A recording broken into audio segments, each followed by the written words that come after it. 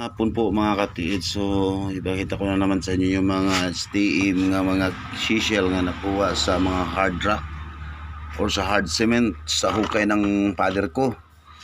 Ito yan mga katiid. Tapos na yan vlog eh. Ito is semento to na matigas oh. Yan. Semento yan nga matigas natin, so simento yan, di ba? Iba yan, kakaiba yan dito. Yan, iba yan. Natin lagay. Tsaka ito mga tiits. Mahaba to eh, na ano lang na naputol. So ito. Ayan. Di ba? Pinaka-hard yan nakuha. Kung sa pinaka-hard yan mga tiits. Pwede natin so. Seashell. Oh, kasama pareha sila oh. Di ba? Ayan. So ito na naman oh. Ayan. Binalot yan ng simento. Ayaw mga seashell oh. Yan, maitim. Sa 19 feet to mga tiits, 19 feet na ko. Tapos sila shell. Yan. Ito pa.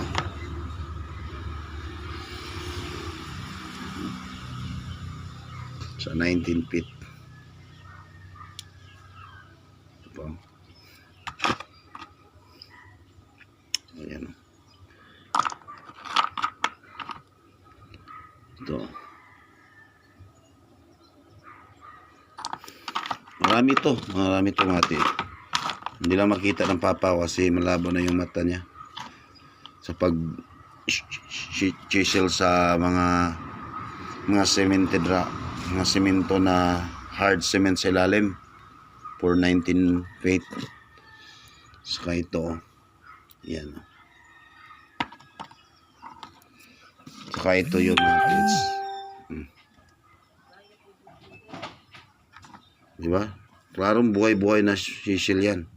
Buhay na buhay. Diba? Ayan mga kids. May itim tsaka may maputi.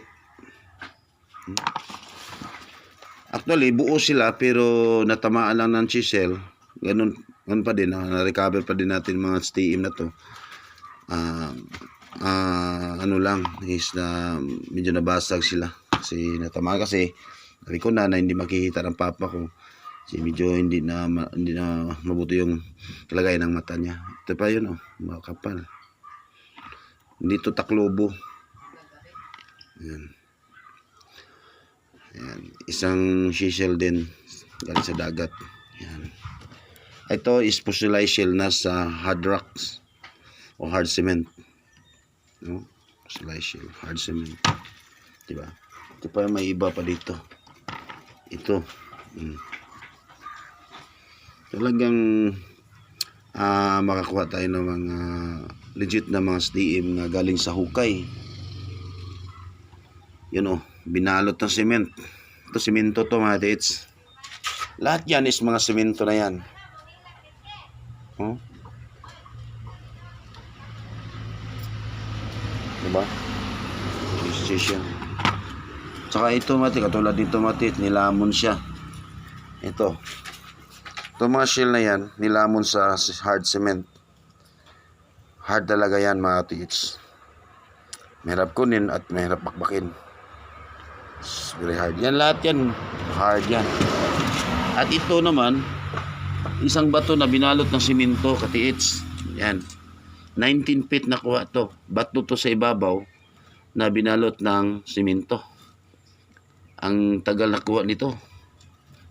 At saka may palaman siya na seashell na parang pinurma ng heart.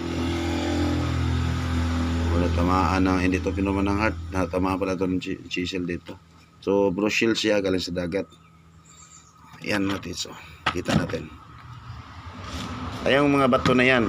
Tapos lahat yan is cement. Galing 19 feet. Yung nakuha nila is very very hard.